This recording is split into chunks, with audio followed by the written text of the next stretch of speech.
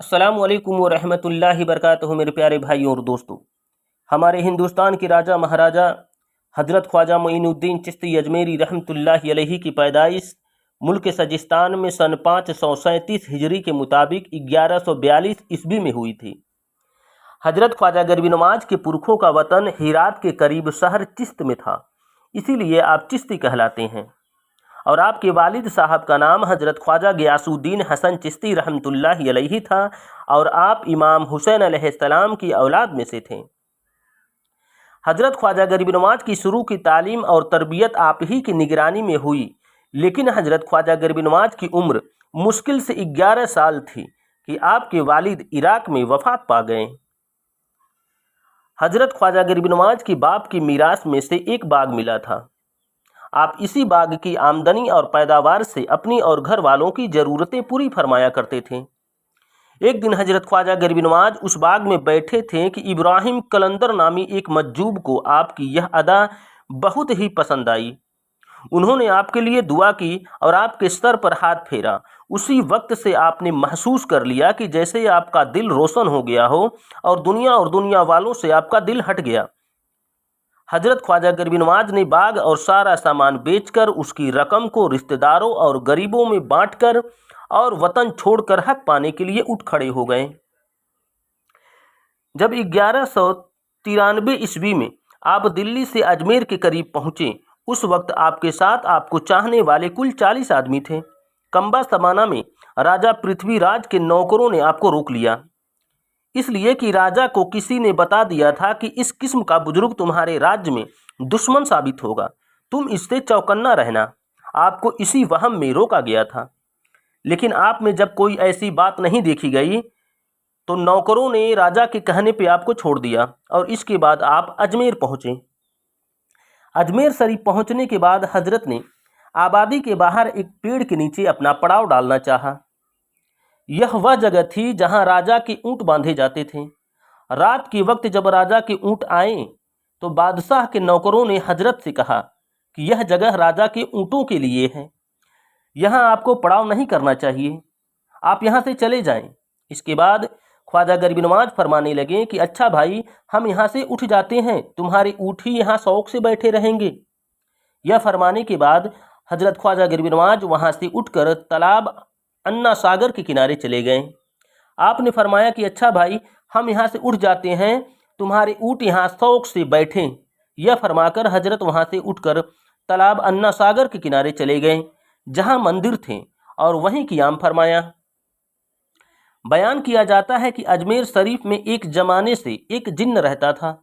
राजा और अजमेर के बसिंदे इस जिन्न से इतनी अकीदत रखते थे कि उसे पूजते भी थे। राजा ने उस जिन्न के वास्ते कुछ परगने भी वक्फ कर दिए थे। हजरत जब वहाँ पहुँचे और आपकी बुजुर्गी आम तौर से लोगों तक पहुँचने लगी तो यह जिन्न भी हजरत की खिदमत में हाजिर हुआ।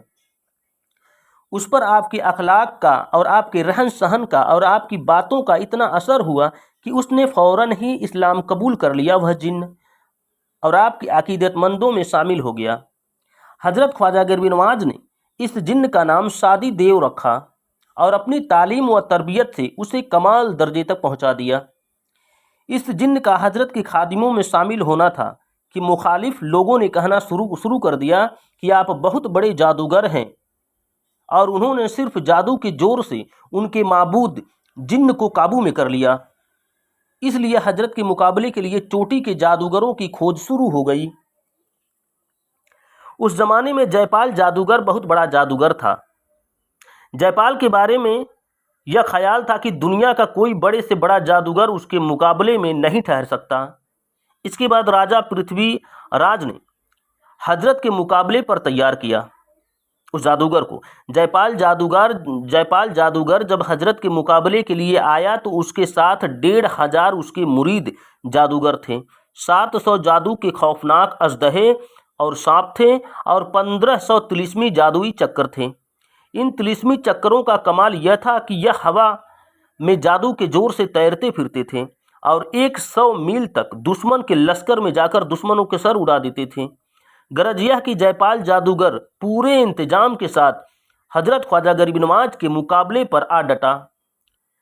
हजरत को जब इत्तला मिली कि जयपाल जादूगर पूरी ताकत के साथ धावा बोलने वाला है, तो आपने वजू करके अपने साथियों के चारों तरफ डंडे से एक दायरा, एक हल्का खींच दिया और फरमाया कि अगर अल्लाह ने चाहा तो इस हल्के के अंदर न तो दुश्मन आ सकेगा और न उसका कोई जादू ही असर करेगा।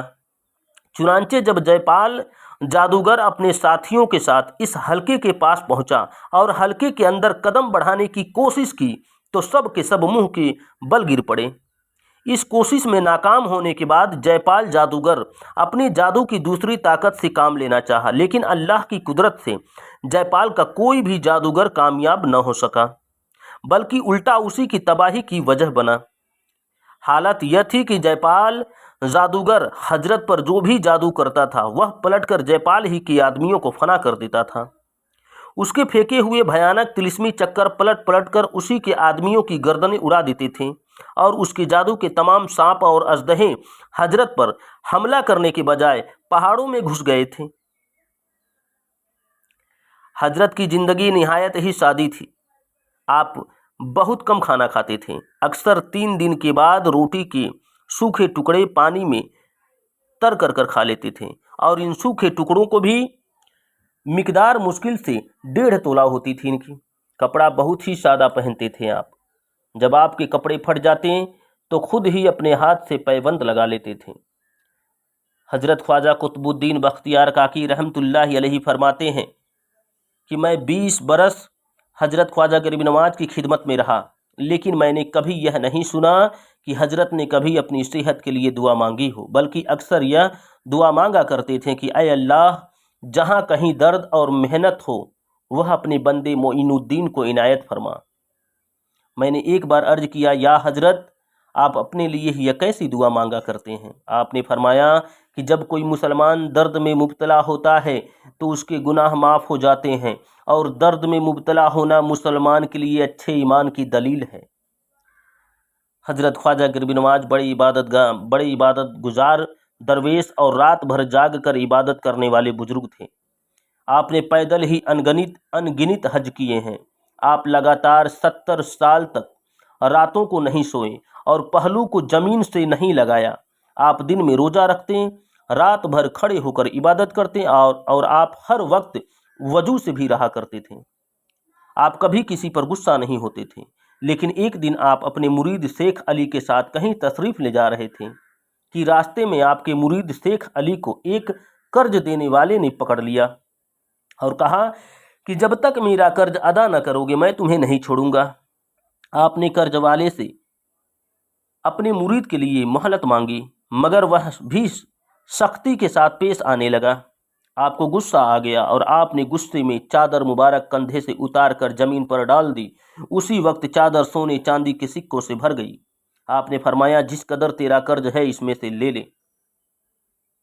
हजरत ख्वाजा गरीब नवाज को अपनी वफ़ात से पहले ही अपने इंतकाल की खबर मिल गई थी और आपने अपनी वफ़ात के बारे में अपने खलीफों को पहले ही से बता दिया था।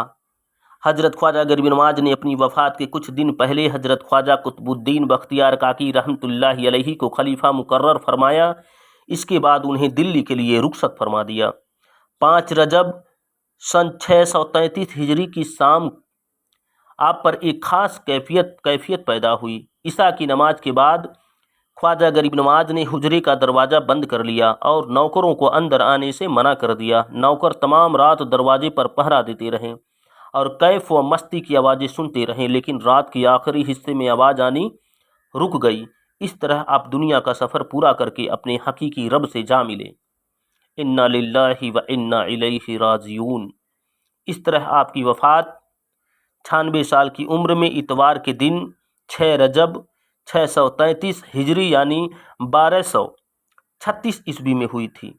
आपका रोज़ा अक़दस अजमेर शरीफ में है। हर वक्त रोज़ाए मुबारक पर मेला लगा रहता है।